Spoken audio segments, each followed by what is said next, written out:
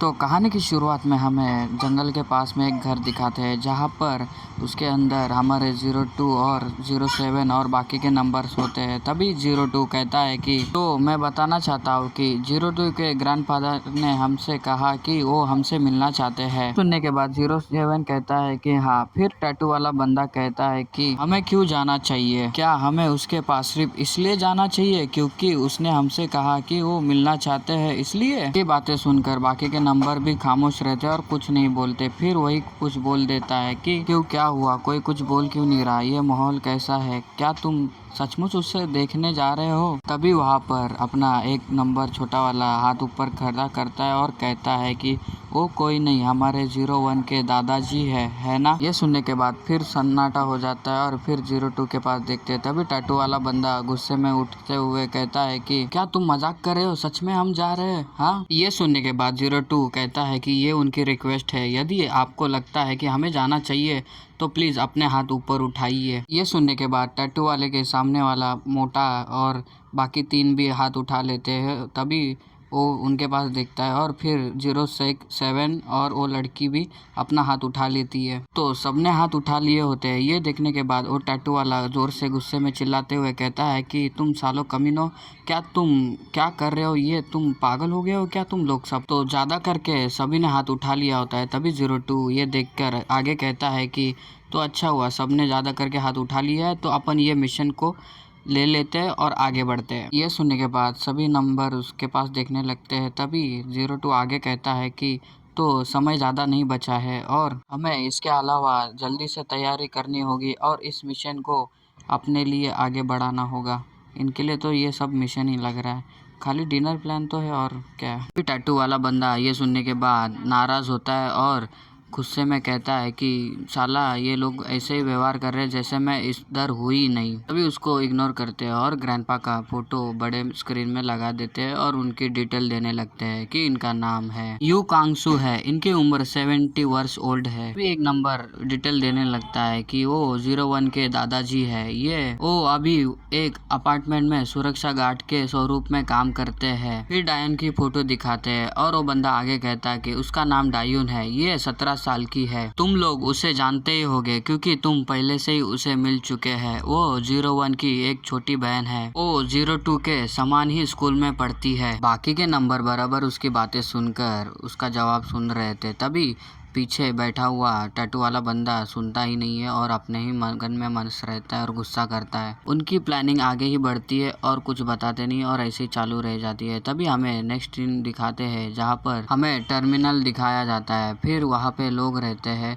और फिर उनके ही बीच में हमारे 06 और वो लेडीज फीमेल नंबर रहती है। तभी वो फीमेल नंबर कुछ याद करती है और मिशन से जुड़ी हुई बातें जो पहले बोली गई थी वो कहती है कि हम सब एक साथ नहीं चल सकते, हमें अलग टाइम से और अलग रूट से जाना होगा क्योंकि हम लोग नहीं चाहते कि 01 का घर उजागर हो, मतलब किसी को मालूम हो, क्योंकि हमारी ट्रैवलिंग रूट उससे उजागर हो जाएगा, मतलब मालूम पड़ जाएगा। तो हम सब लोग अभी डेस्टिनी पे मिलते हैं, चलो। फिर सीन शिफ्ट होता है, हमें रात का सीन दिखाते हैं जहाँ पर लाइट हाउस होता है। तभी टैटू वाला बंदा मोटा और सभी लोग वहाँ से आते हैं। वो लोग छोटे से नाव से आते हैं। तभी हमें समुंदर में क्रूज को दिखाते हैं जहाँ पर एक नंबर सोया रहता है और उसके साथ में अपना 02 होता है जो सोच रहा होता है। तभी अगले दिन में अपना एजेंट को घर दिखाते हैं जहाँ पर डोर बेल बजती है और डोर बेल खोलने के टाइम पर हमारी डायून सामने होती है और ग्रैंडपा भी। तभी डायून सामने देखती है और कहती है कि तुम। तभी अपना छोटा वाला नंबर कहता है कि हाँ मैं, हेलो कैसे हो। तभी दादाजी सबको अंदर आने के लिए कहते हैं। तभी सभी नंबर वहाँ पर आ जाते हैं और सभी अंदर जाने के लिए तैयार हो जाते हैं। तभी हमको खाने के टेबल दिखाए जाते हैं जहाँ पर बहुत से सारे पकवाने रखे होते हैं।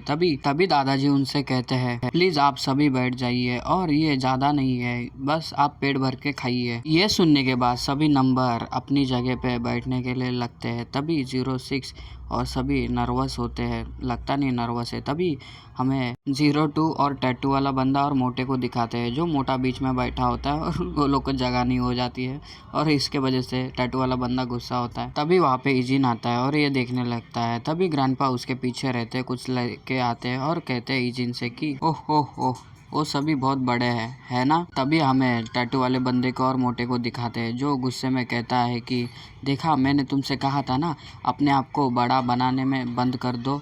देखा, आप ये बकवास से मांसपेशियाँ क्यों बढ़ाते हो, हाँ मोटे साले। ये सुनने के बाद डायून जोर से हंसने लगती है हाथ रख के, और बाकी के नंबर अपने शर्माते हैं। तभी डायून हंसते हुए कहते हैं कि वैसे भी क्योंकि आपको सभी को लिविंग रूम में बैठाना असंभव है, तो आप में से कुछ लोग आप खाने के मेज पर बैठ सकते हो, तो मैं उस तरफ भी मेज लगा दूंगी खाना खाने का। ये सुनने के बाद 02 उठता है और वो फीमेल नंबर भी उठ जाती है। तभी डायून खाने का टेबल लगाने लगती है और फिर उधर नंबर आते हुए उसको हंसते हुए देखते, काम करते हुए हंसती है, और फिर वो नंबर उस टेबल पर बैठ जाती है। तभी वो फीमेल नंबर कहती है कि खाने के लिए शुक्रिया। ये सुनने के बाद डायून कहती है कि प्लीज चिंता ना करें, यदि आपको किसी भी चीज की आवश्यकता हो तो प्लीज कृपया मुझे किसी भी समय बता सकते हैं। ये बातें सुनने के बाद वो फीमेल नंबर हंसती है और कहती है कि अरे ये ठीक है, यह काफी है। भी वो 02 से कहती है कि अरे तुम क्या कर रहे हो, कुछ तो बोलो ना। तभी 02 को दिखाते हैं, जो शांत होता है और फिर नज़रें अपने साइड में लेता है और कहता है कि धीरे से थैंक यू। थैंक यू सब सुनने के बाद अपनी डायून को कुछ नोटिस होता है, और डायून मन में कहती है ये तो आवाज़, ये अभी ख़त्म हुआ तो आवाज़ वही है, और 02 के पास देखती है और पहले वाली बातें याद करती है। जब डायून किडनैप हुई थी तो 02 ने क्या कहा था, मैं तुम्हें तुम्हारे भाई के पास ले चलूँगा। ये याद करने के बाद डायून 02 के पास देखती है और फिर झुकते हुए उसे थैंक यू कहती है। उसे ऐसा करता हुआ देख के 02 और वो फीमेल उसके पास देखती है।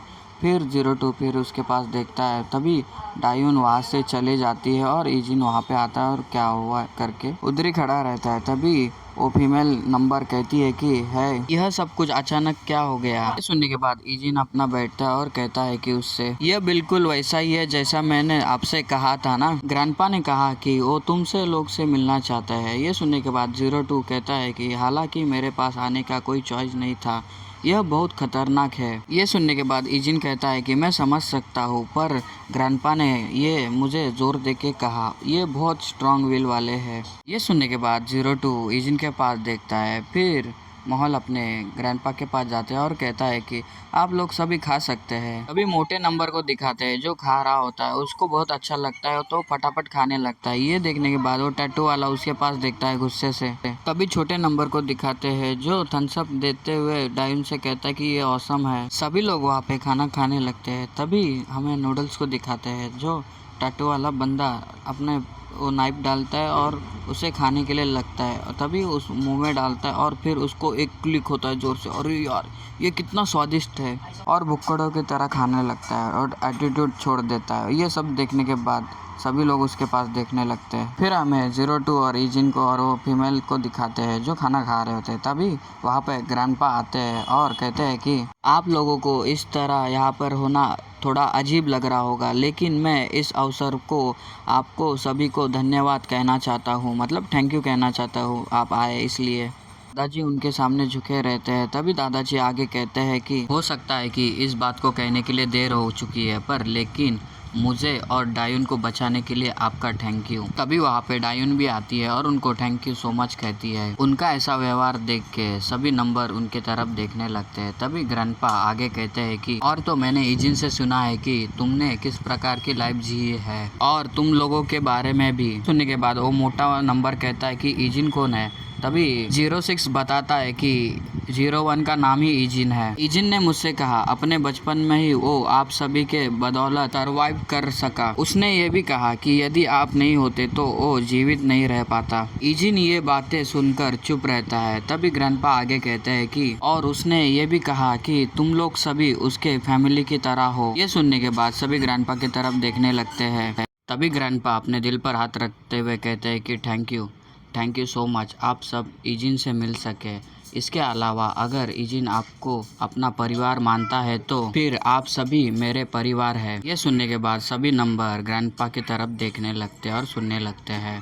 तभी ग्रैंडपा आगे कहते हैं कि बेशक आप ऐसा नहीं सोचेंगे, लेकिन कम से कम मेरे लिए मैं आप सभी को अपना फैमिली का हिस्सा मानता हूँ। ये सुनने के बाद टैटू वाला बंदा भी ग्रैंडपा के पास देखता है और 06 और बाकी के नंबर भी ग्रैंडपा के पास देखते हैं।